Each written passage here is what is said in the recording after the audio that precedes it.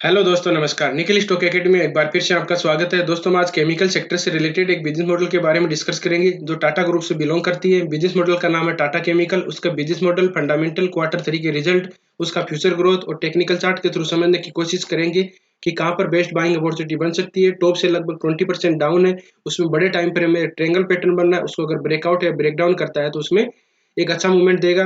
क्या आप अभी बाइंग अपॉर्चुनिटी करनी चाहिए या वेट करना चाहिए, डिटेल से एनालिसिस करेंगे। चार्ट को किस तरह से रीड किया जाता है, सबसे पहले आपको ट्रेंड पहचानना होता है। 3 तरह के ट्रेंड होते हैं, 4 तरह के सपोर्ट एंड रेजिस्टेंस होते हैं। और horizontal line, trend line, moving average, Fibonacci retracement, RSI में पॉजिटिव डाइवर्जन और नेगेटिव डाइवर्जन किस तरह से देखे जाते हैं, इसको समझने की कोशिश करेंगे। अपोलो टायर, आरती ड्रग्स, इन्फो एज और ग्रीन पैनल एनर्जी से रिलेटेड केपीआई ग्रीन एनर्जी के बारे में डिस्कस किया है। आप इन स्टॉक में पहले से इन्वेस्ट हो या फ्रेश बाइंग करना चाहते हो, एक्युमुलेट करना चाहते हो, तो इन वीडियो को देख के आप डिसाइड कर सकते हो। चैनल पर नए हो तो चैनल को सब्सक्राइब जरूर कीजिए, बेल आइकन के ऑल पर जरूर क्लिक कीजिए, जिससे कि नया वीडियो आने पर आपके पास नोटिफिकेशन सबसे पहले। अब चलते हैं बिजनेस मॉडल पर। टाटा केमिकल की स्थापना 1939 में की गई थी। इनके दो तरह के केमिकल का मैन्युफैक्चरिंग करते हैं, बेसिकली बेसिक केमिस्ट्री प्रोडक्ट और दूसरा स्पेशल केमिकल। अगर ज्योग्राफी की बात करें तो इंडिया के अलावा अदर कंट्रीज में भी ये अपने प्रोडक्ट को सप्लाई करते हैं अब्रोड से। दूसरा 55% के लगभग इसका रेवेन्यू आता है और इंडिया से 45% के लगभग आता है। अदर कंट्रीज की बात करें तो कौन कौन सी कंट्रीज है उसके बारे में देखते हैं। Singapore, north America, Europe, Bengali, south Africa आदि कंट्रीज से इसका भी प्रोडक्ट को मतलब वहां पर सप्लाई करते हैं, वहां से रेवेन्यू आते हैं। अब देखते हैं कि इस पे बेसिक केमिस्ट्री प्रोडक्ट कौन कौन से हैं। बेसिक केमिस्ट्री प्रोडक्ट की बात करें तो इसमें soda S, soda bicarbonate, cement, salt, marine marine chemical, cross refined soda. तो सोडा के एस और सोडा बाइकार्बोनेट में ये लीडिंग कंपनी है। और सीमेंट सीमेंट में जो सीमेंट में केमिकल यूज में किए जाते हैं उनका भी मैन्युफैक्चरिंग करते हैं। साल्ट जो टाटा नमक आता है उसका जो अमेरिका की जो नेचुरल रिवर्स है वहां से ये अब उसको वहां से प्रोडक्ट को सप्लाई करते मैन्युफैक्चरिंग करते हैं। और दूसरा स्पेशल केमिकल की बात करें, स्पेशल केमिकल में एग्रो साइंस है, न्यूट्रिशन साइंस है, मटेरियल साइंस है। तो एग्रो साइंस जो एग्रीकल्चर से रिलेटेड है, तो उसमें जो क्रॉप को प्रोटेक्ट करने के लिए जो केमिकल यूज में की जाते हैं उनका भी मैन्युफैक्चरिंग करते हैं। अदर अपन बात करें कि ये एग्रीकल्चर जैसे केमिकल कौन कौन सी इंडस्ट्रीज में यूज में किए जाते हैं। एग्रीकल्चर से रिलेटेड एनिमल न्यूट्रिशन, जो एनिमल होते हैं उनको न्यूट्रिशन देने के लिए जो केमिकल यूज में किए जाते हैं उनसे रिलेटेड केमिकल। कंस्ट्रक्शन काम में जो केमिकल यूज में किए जाते हैं उनका मैन्युफैक्चरिंग करते हैं। फूड एंड न्यूट्रिशन में, ग्लास में, हाई परफॉर्मेंस रबर में, मेटल में, ओरेकल केयर एंड कॉस्मेटिक में, पेंट सेक्टर में, इंक में, एडेसिव में, फार्मास्यूटिकल जो दवाइयां बनाते हैं उनमें ये केमिकल का यूज में किए जाते हैं।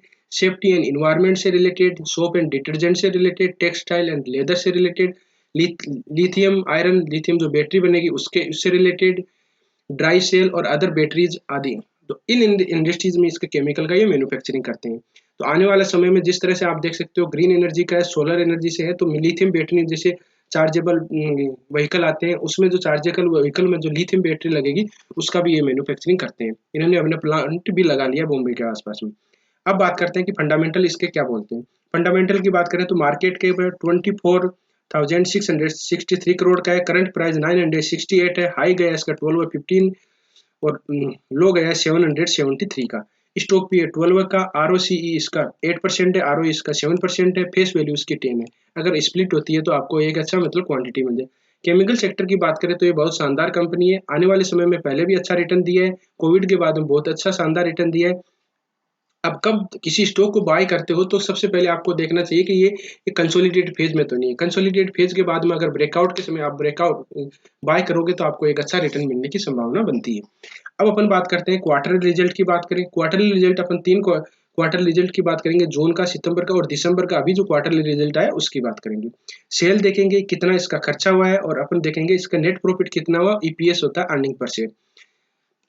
सेल की बात करें जून का है 3995 करोड़ का है, सितंबर का 4239 है और अभी दिसंबर का है 4148 का है। एक्सपेंडिचर की बात करें तो 2980 है, 3319 है, 3317 है।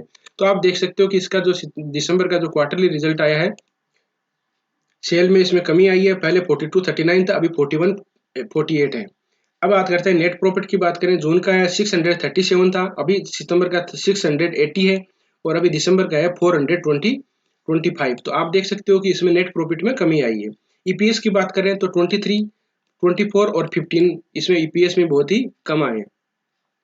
अब बात करते हैं profit on loss. Profit on loss में क्या कि ज़्यादा आपको दिखाई नहीं देगा, क्योंकि इसमें अभी क्वार्टरली रिजल्ट आए हैं, वो अभी क्वार्टरली रिजल्ट है, इसी का डाउन है और तो ठीक था। तो डायरेक्ट अपन नेट प्रॉफिट की बात करेंगे 2022 और 22 की बात। नेट प्रॉफिट देखते हैं 20 का बात करें तो देखिए 72 28 था, और अभी इसका मार्च के जो कोविड के टाइम था 436 था, अभी उसके बाद में 22 का 14.5, और अभी 3 क्वार्टरली रिजल्ट आए उसका देख सकते हो कि 2187। तो quarterly Y to Y base है उसका, आप देख सकते हो कि ठीक है। लेकिन जो अभी क्वार्टर 3 के रिजल्ट आए थे उसमें डाउन था, इस वजह से आपको थोड़ी डिक्लाइन दिख रहा है। अब बात करते हैं कि 10 साल पहले जिन्होंने इन्वेस्ट किया था उसको 21% का मिल रहा है, 5%, 5 साल पहले इन्वेस्ट किया उसको 27 का, 3 साल पहले इन्वेस्ट किया उसको 69% का, 1 साल पहले इन्वेस्ट किया उसको 0% का मिल रहा है। तो आपको इस चीज़ से देखने को क्या सीख मिलनी चाहिए, अपने को ये देखना चाहिए कि कब ब्रेकआउट होता है। देखिए कोविड के टाइम इसने ब्रेकआउट किया, अपन चार्ट पर देखने समझने की कोशिश करेंगे। उसके बाद में अभी जिन्होंने 10 साल पहले उनको 21% का मिल रहा है, 3 साल पहले इन्वेस्ट किया उनको 69% का मिल रहा है। तो ये एक अच्छी मतलब कि बाइंग अपॉर्चुनिटी का आपको टाइम ठीक होना चाहिए। बैलेंस शीट की बात करें, बैलेंस शीट की बात करें तो शेयर कैपिटल इसका 255 है, रिजर्व इसके पास में 18,936 करोड़ का है, बोरोइंग इस बार 6375 है, अदर लाइबिलिटीज की बात करें तो 8792 करोड़ है। अब बात करते हैं अपन शेयर होल्डिंग पैटर्न की। प्रमोटर के पास में 37% है, एफआईज के पास में 14% है, डीआईज के पास में 18% के लगभग है, और पब्लिक के पास में 28% है। तो इसमें देखिए एफआई और डीआईज के पास में होल्डिंग है, पब्लिक के पास में भी अच्छी होल्डिंग है, और प्रमोटर के पास में पहले देख सकते हो 34 था, अभी 37 38 के लगभग हो गया है। अब देखते हैं कि टेक्निकल चार्ट को किस तरह से, आपको टेक्निकल चार्ट उसका क्या बोलता है। दोस्तों किसी स्टॉक में बाय करते हो तो आपको बिजनेस मॉडल देखना चाहिए, फंडामेंटल देखना चाहिए, और टेक्निकल चार्ट को जरूर देखना चाहिए। टेक्निकल चार्ट से आप ये डिसाइड कर सकते हो कि इसमें कब आपको बाइंग अपॉर्चुनिटी सबसे बेस्ट रहती है, क्योंकि टेक्निकल चार्ट ये बोल सकते हो कि इसमें कोई पैटर्न बन रहा हो, या डाउन ट्रेंड में हो, अप ट्रेंड में हो, या करेक्शन में हो, रिट्रेसमेंट कर रहा हो, तो उस हिसाब से अपन देख सकते हैं। अब बात करते हैं अपन देखिए सबसे पहले आपको टेक्निकल चार्ट को रीड करने के लिए ट्रेंड पहचानना होता है। 3 तरह के ट्रेंड होते हैं। सबसे पहला ट्रेंड होता है अप ट्रेंड। अप ट्रेंड को किस तरह से पहचानेंगे, लेफ्ट कोने से आप एक लाइन ड्रॉ करिए, ऊपर की तरफ जाती है तो उसको अप ट्रेंड बोला जाता है। अगर डाउन ट्रेंड की बात करें तो लेफ्ट ऊपर कोने से ऊपर नीचे की तरफ अगर लाइन ड्रॉ करोगे तो उसको बोलते हैं डाउन ट्रेंड, और लेफ्ट से राइट की तरफ अगर एक स्ट्रेट लाइन डालोगे तो उसको बोलते हो साइडवेज। तो अप ट्रेंड, डाउन ट्रेंड और साइडवेज सिंपल लैंग्वेज में आप इस तरह से समझ सकते हो। अब बात करते हैं कि अप ट्रेंड को और किस तरह से अपन आइडेंटिफाई कर सकते हैं। जैसे अप ट्रेंड का दूसरा होता है हायर टॉप हायर बॉटम। किस तरह से बनते हैं देखिए, अपन ने बात की थी कि इसने 3 साल के बाद में एक अच्छा रिटर्न दिया है 70%। अब देखिए इसमें 17 से लेके और 18 तक, मतलब अगर 20 तक 3 साढ़े 3 साल के लगभग तक इसने कोई रिटर्न नहीं दिया। तो अपने को इन फेजों से बचना है। अगर इन्वेस्ट करते हो यहाँ ले लिया और 3 साल को दूसरी स्टॉक में इन्वेस्ट करोगे तो आपको अच्छा रिटर्न मिलेगा। अब जिन्होंने 10 साल पहले इन्वेस्ट किया था उनको 21% मिल रहा था, और जिन्होंने 3 साल पहले इन्वेस्ट किया था उनको मिल रहा था 70% के लगभग। तो 10 साल पहले इन्वेस्ट कहीं दूसरे स्टॉक में कर दिया, 3 साल पहले आपको इस स्टॉक में इन्वेस्ट करने से 70% के लगभग रिटर्न मिल रहा है, 3 गुना उससे ज्यादा रिटर्न मिल रहा है, 3 से 4 गुना। तो अपने को बाइंग अपॉर्चुनिटी आप टेक्निकल चार्ट के थ्रू समझने की कोशिश कीजिए। अब देखिए इसको ब्रेकआउट किया, ब्रेकआउट के बाद में एक देखिए इसमें टॉप बनाया। अब आप समझने की कोशिश करिए कि अप ट्रेंड को अपन किस तरह से पहचानेंगे। दोस्तों वीडियो थोड़ा बड़ा हो सकता है, लेकिन आपको लर्निंग बहुत मिलेगी और आपको खुद डिसाइड कर पाओगे कि अपने को किस तरह से बाइंग अपॉर्चुनिटी करनी चाहिए। ये देखिए यहाँ पर टॉप बनाया, टॉप के बाद में एक नीचे ये रिट्रेसमेंट किया है, रिट्रेसमेंट करता है तो इसको अपन बोलते हैं, ये मान लीजिए बॉटम मान लिया, एक टॉप माना एक बॉटम माना, इसके ऊपर वाला टॉप क्या मानेंगे, इसको हायर टॉप मानेंगे। ये मान लीजिए सिंपल लैंग्वेज में समझे तो ये टॉप था और ये ऊपर वाला हाई टॉप था, ये बॉटम था ये हायर बॉटम था। तो अब इसके बाद ऊपर देख सकते हो हायर टॉप हायर बॉटम बनते जा रहे हैं, हायर टॉप और हायर बॉटम। उसके बाद में यहाँ टॉप लगाया, अक्टूबर 21 में टॉप लगाया था। टॉप लगाने के बाद में ये इसमें वापस मतलब कि एक रिट्रेसमेंट करेक्शन हुई, करेक्शन हुआ है तो यहाँ टॉप, आप इसको टॉप को मानेंगे lower top, lower top lower bottom, lower top lower bottom. इसको ब्रेकआउट नहीं कर पाया, नीचे की तरफ आ गया, सपोर्ट लिया, सपोर्ट कहाँ लिया, पहले देखिए यहाँ पर रेजिस्टेंस था उसका सपोर्ट का काम कर रहा है। अब ऊपर की तरफ गया, ऊपर की तरफ गया तो पहले वाले रेजिस्टेंस, ध्यान रखना पहले का रेजिस्टेंस टॉप था, उसको अगर ब्रेकआउट कर देता है तो सबसे अच्छा होता है। अगर ब्रेकआउट नहीं करता है तो दोस्तों उसमें ज़्यादा अगर रिट्रेस में वापस आ रहा है तो वो बहुत ही उसमें करेक्शन होगी। क्यों, यदि एक तो ब्रेकआउट अगर उसको जाना होता तो ब्रेकआउट करके रिट्रेसमेंट करके फिर चला जाता, लेकिन वापस रेजिस्टेंस वहां पर सेलर वापस मौजूद हो गए और वापस उसको दो कंडीशन बनती है उसकी, एक तो होता है कि मेजर यहाँ से सपोर्ट लेके और फिर ऊपर की तरफ जाएगा, दूसरी कंडीशन ये बनती है कि यहाँ पर जो पहले बॉटम लगाया था वहाँ आने की पॉसिबिलिटी 80 से 90 मतलब 70-80% के लगभग रहती है। 30% ये रहता है कि ऊपर से यहाँ से भी जा सकता है। यहाँ पर अपन ने देखा तो अब ट्रेंड अब वापस आया, अब वापस आने के बाद में वो लोअर टॉप लोअर बॉटम बना। अगर ट्रेंड को देख के मैं पहचानूं तो इसको अगर ब्रेकआउट करेगा, प्राइस है लगभग 1050 को अगर ब्रेकआउट करेगा तब भी इसमें एक अच्छा मूवमेंट आएगा, तब इसमें को पहले कोई मूवमेंट नहीं आएगा दोस्तों।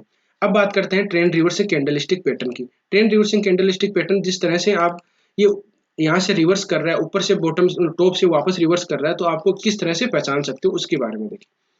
ये देखिए कोविड के टाइम से अपन डिस्कस कर लेते हैं, कोविड के टाइम से देख लेते हैं। अगर मैं बड़े टाइम फ्रेम में,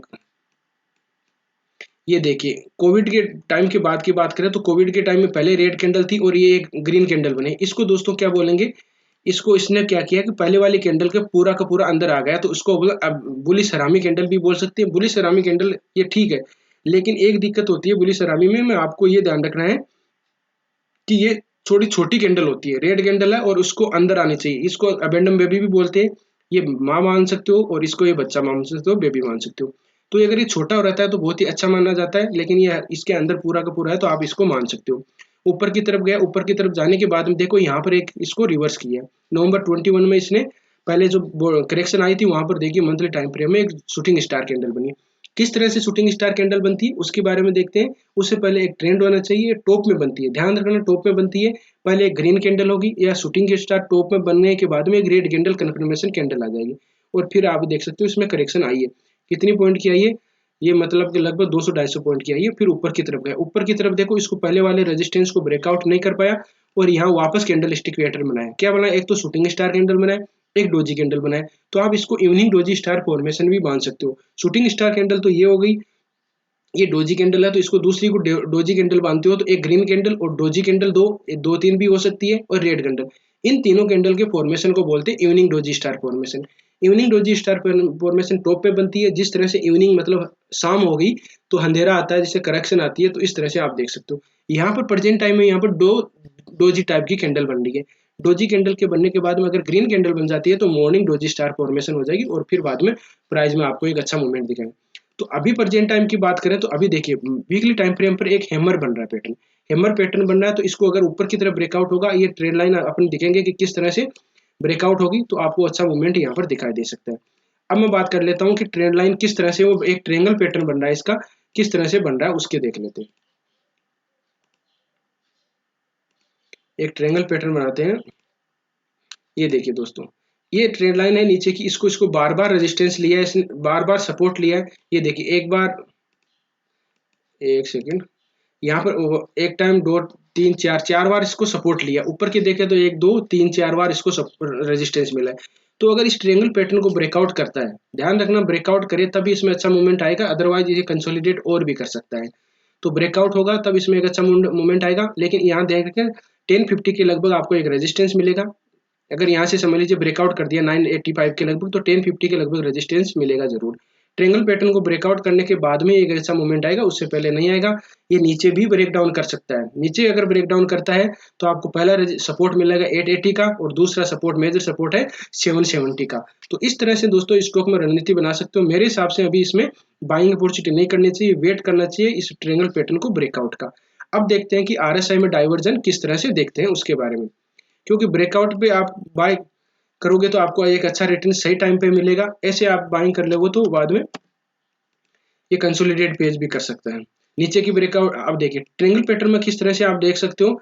ट्रायंगल पैटर्न में अभी अभी ये ट्रायंगल आरएसआई में डाइवर्जन की बात करें तो ये देखिए प्राइस का मूवमेंट ऊपर की तरफ दिखाई दे रहा है, ये कंसोलिडेट पेज था। और आरएसआई में देखोगे तो आप आरएसआई में डाइवर्जन दिखाई दे रहे हैं, इसको बोलते हैं नेगेटिव डाइवर्जन। और प्रेजेंट टाइम में क्या अभी डाइवर्जन दिखाई दे रहे हैं, ये देखिए यहाँ पर दोनों प्राइस नीचे की तरफ है और नीचे की तरफ। आरएसआई में अभी कोई प्रेजेंट टाइम में कोई भी डाइवर्जन नहीं दिखाई दे रहे, पहले डाइवर्जन थे नेगेटिव डाइवर्जन।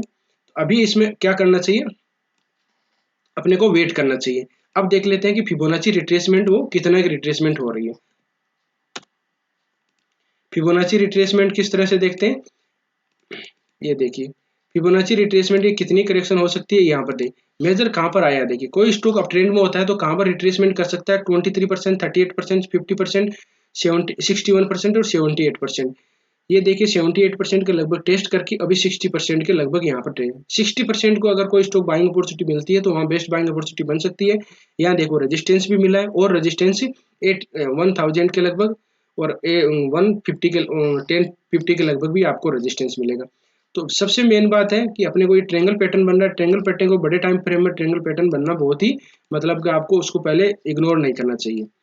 तो इस तरह से स्टॉक में रणनीति बना सकते हो। मेरे हिसाब से आपको बाइंग अपॉर्चुनिटी के लिए वेट करना चाहिए। ट्रायंगल पैटर्न को ब्रेकआउट कर दिया आपने, अभी समझ लिए ले लिया, तो नीचे की तरफ ब्रेकडाउन भी तो कर सकता है। नीचे की तरफ ब्रेकडाउन कर ला तो बाद में 780 के लगभग आता है, तो buying opportunity best buying opportunity होगी। और ये अदरवाइज जो स्विंग ट्रेडिंग करना चाहते हैं उनके लिए भी है कि ट्रायंगल पैटर्न को ब्रेकआउट करने के बाद में आपको बाइंग अपॉर्चुनिटी करनी चाहिए।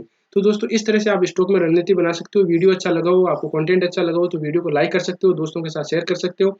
और जिन मेहमानों ने अभी तक चैनल को सब्सक्राइब नहीं किया वो प्लीज सब्सक्राइब जरूर कीजिए, जिससे कि मेरे को मोटिवेशन मिले, मैं आपको ऐसा ही बेहतरीन कंटेंट प्रोवाइड करवा सकूं। तो वीडियो देखने के लिए बहुत बहुत धन्यवाद। मिलते हैं नेक्स्ट वीडियो में, तब तक के लिए दोस्तों बाय बाय।